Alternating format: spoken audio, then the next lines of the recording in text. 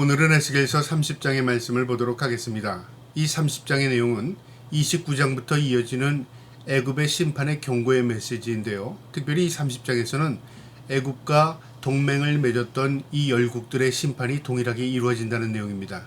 오늘도 이 말씀을 통해서 세상을 주관하시며 세상의 주인 되신 하나님께서 역사를 어떻게 이끌어 가시는가를 말씀을 통해서 깨달을 수 있는 저와 여러분 되기를 주님의 이름으로 축복합니다. 30장 1절에 또 여호와의 말씀이 내게 임하여 이르시되 인자야 너는 예언하라 이르라 주 여호와께서 이같이 말씀하시되 너희는 통곡하며 이르기를 슬프다 이날이여 하라. 하나님께서 이 심판을 결정하시고요. 그리고 이 애굽 이스라엘이 의지했던 애굽도 멸망할 것이고 또 애굽과 여러 동맹한 나라들도 그들도 다 무너질 것이다 그 말이죠. 이 말의 경고는 1차적으로는 애굽이지만 2차적으로는 이스라엘에 주는 경고이기도 합니다. 너희가 의지했던 그 나라가 하나님 앞에 심판을 당할 것이다. 그러니까 의지의 대상이 힘이나 권력이나 나라가 아니라 바로 하나님만이 너희를 도우실 수 있는 분이시다. 그것을 지금 경고하는 겁니다. 3절에요. 그날이 가깝도다. 여호와의 날이 가깝도다. 구름의 날인 것이요 여러 나라들이 이를 이때이로다. 하나님의 날이 심판이 임할 때에 이제 가까웠다 그 말이죠. 그래서 너희가 정신을 차리고 깨어서 하나님께서 세상을 움직이시고 하나님께서 다스리심을 깨달아야 한다 그 말입니다. 4절에요.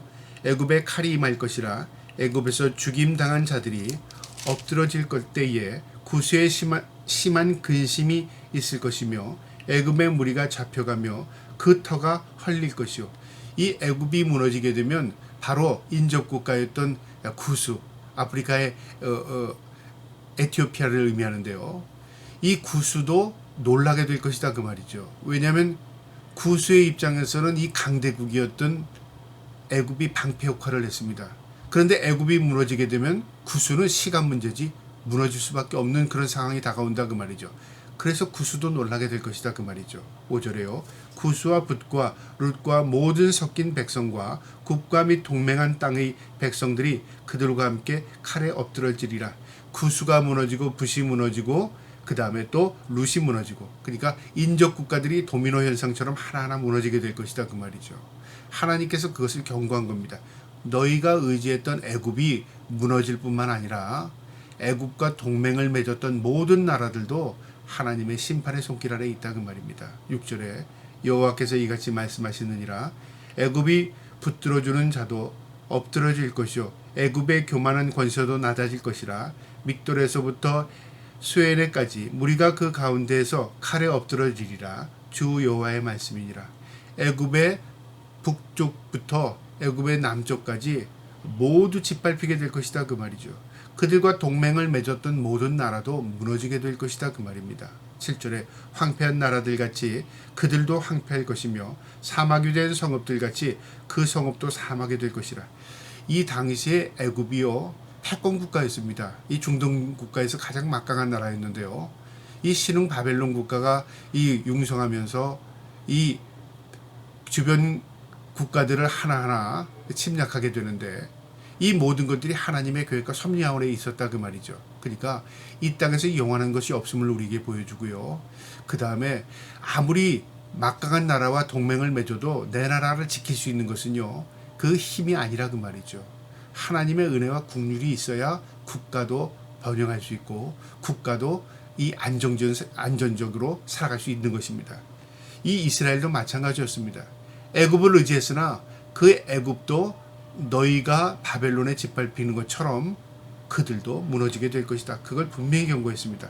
오히려 여기는 황폐한 사막같이 되어서 사람이 살 수 없는 땅이 될 것이다. 그렇게까지 경고했습니다. 8절에요.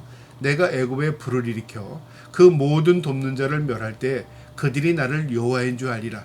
하나님의 심판이 임하게 된다 그 말이죠. 그날에 사절들이 내 앞에서 배로 나가서 염려 없는 구수 사람을 두렵게 하리니 애굽의 재앙의 날과 같이 그들에게도 심한 금심이 있으리라. 이것이 오리로다. 이 구수는 이 북쪽에 있는 이 애굽이라는 나라 때문에요 번영을 이룰 수 있는 기반이 되었고 그 다음에 안정을 누릴 수 있었습니다. 그런데 이 애굽이 무너지면 어떻게 될까요?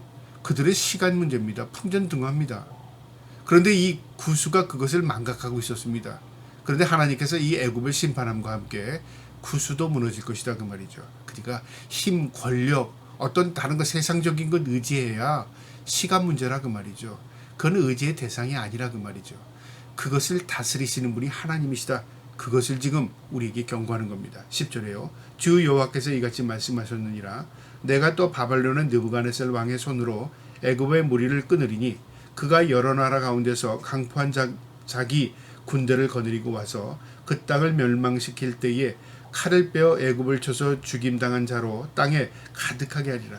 분명히 말씀하셨습니다. 바벨론의 느부갓네살 왕이 애굽을 침공에 들어와서 애굽의 모든 것을 쓸어 갈 것이고 그들로 모든 백성을 짓밟아 들 것이다 그 말이죠. 그러니까 심판의 경고의 메시지죠. 이것은 이미 일어나기 전에 하나님께서 에스겔 선지자를 통해서 경고한 것입니다. 이 경고는 1차적으로 애굽이지만 이 애굽의 무너짐을 이스라엘에게 경고하는 겁니다. 너희의 의지의 대상이 아니다. 그것을 지금 하나님께서 말씀해 주시는 겁니다. 12절에요. 내가 그 모든 강을 마르게 하고 그 땅은 악인의 손에 팔겠으며 그 타국 사람의 손으로 그 땅과 그 가운데 있는 모든 것을 황폐하게 하리라. 나 여호와의 말이니라. 하나님께서 분명히 말씀하시죠.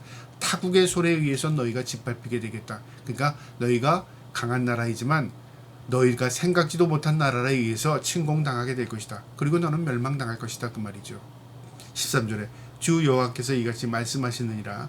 내가 그 우상들을 없애며 신상들을 눕 가운데서 부으며 애굽 땅에서 왕이 다시 나지 못하게 하고 그 땅에 두려움이 있게 하리라.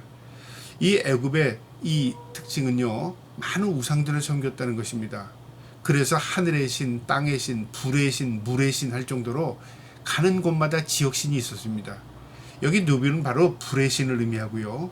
이 불의 신이 자신들을 강하게 한다고 생각했습니다. 그런데 거꾸로 불의 신이 자신들을 강하게 한 게 아니라 불로 심판을 받는다 그 의미입니다. 14절에 내가 바드로스를 황폐하게 하며 소안에 불을 지르며 노를 나라를 심판하며 이 노는 하늘의 신을 의미합니다. 그러니까 너희가 의지했던 대상이 너희의 걸림돌이 될 것이고 너희가 숭배했던 그 우상이 너희를 망하게 할 것이다 그 말이죠. 왜 그렇습니까? 우상은 하나 의미가 없다 그 말이죠. 하나님이 그 모든 것의 주인이 되시고 하나님만이 심판주가 되신다 그 말입니다. 애굽이 의지했던 모든 신들은 결국 너희가 의지한 것이 오히려 너에게 화근이 될 것이다 그 말입니다. 우리가 이 세상 살아갈 때요, 세상의 모든 것들을 의지할 때에 그것이 오히려 우리에게 화근이 될 때가 있습니다. 사람 의지하면 사람에게 상처를 받고요, 세상을 의지하면 세상에서 시험 들고요, 권력을 의지하면 권력 때문에 망하게 됩니다. 그러니까 우리가 의지하는 것은요, 절대적이 아니라는 것을 가르쳐 줍니다. 그럼 누가 절대적입니까? 하나님만이 우리의 절대적이십니다. 그분만이 우리의 산성이요 요새요 방패, 우리를 지키시는 분이시라 그 말입니다. 그것을 깨달아야 한다 그 말입니다. 15절에요. 내 분노를 애굽의 견고한 성읍 신에 쏟고 또 노 나라의 무리를 끊을 것이며, 그러니까 애굽의 그 신들을 하나님께서 심판하신다 그 말이죠. 16절에 내가 애굽에 불을 일으키리니 신나라가 심히 근심할 것이며, 여기 신 또 이 노 이건 다 애굽을 상징하는데요. 너희가 불처럼 강한 나라였지만 그 불로 심판을 받고 있고, 너희가 하늘을 의지했지만 그 하늘의 신이, 그러니까 하나님을 의미하는 게 아닙니다. 그들이 많은 태양신, 그들이 많은 별신, 자연을 섬겼던 그것들이 오히려 너에게 재앙이 될 것이다 그 말입니다. 노 나라는 찢겨 나눌 것이며 놈 나라가 날로 대적이 일으킬 것이며, 그러니까 우상들을 섬겼으나 그 우상이 너희의 걸림돌 화근이 될 것이다 그 말입니다. 또 17절에 야웬과 비에벳이 장성들을 칼에 엎드러질 것이며 그 성읍 주민들은 포로가 될 것이요.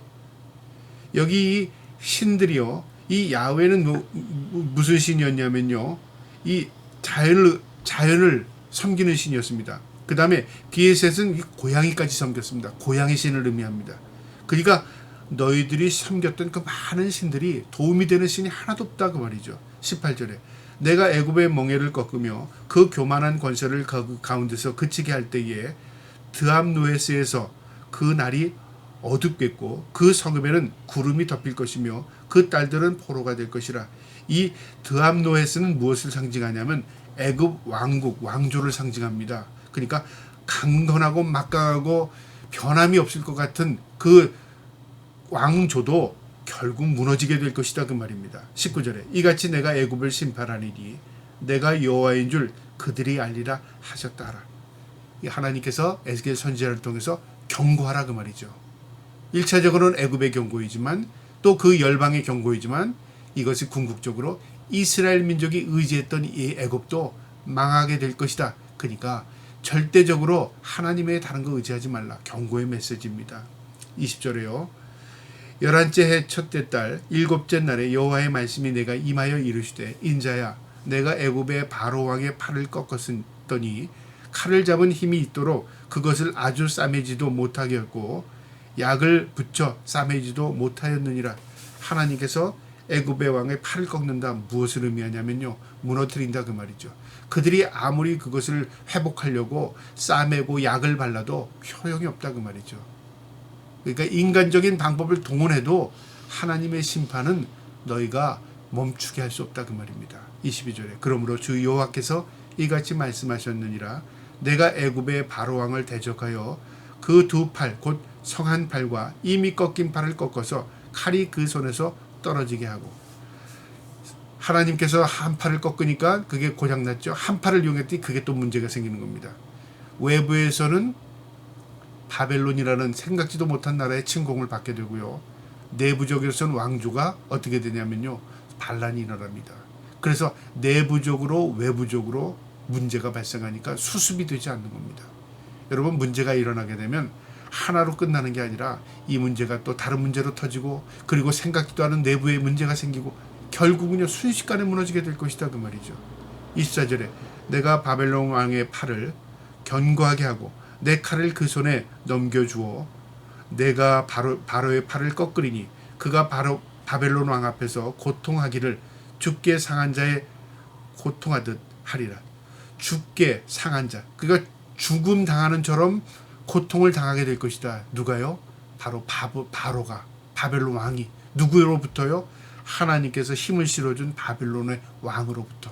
그러니까 바벨론이 힘이 있어서 애굽을 침공에 들어간 그게 아니라 하나님께서 바벨론을 도구로 삼아서 애굽을 무너뜨리겠다 그 말입니다. 그러니까 모두 나라도 하나님의 도구로 쓰임받을 수 있다 그 말이죠.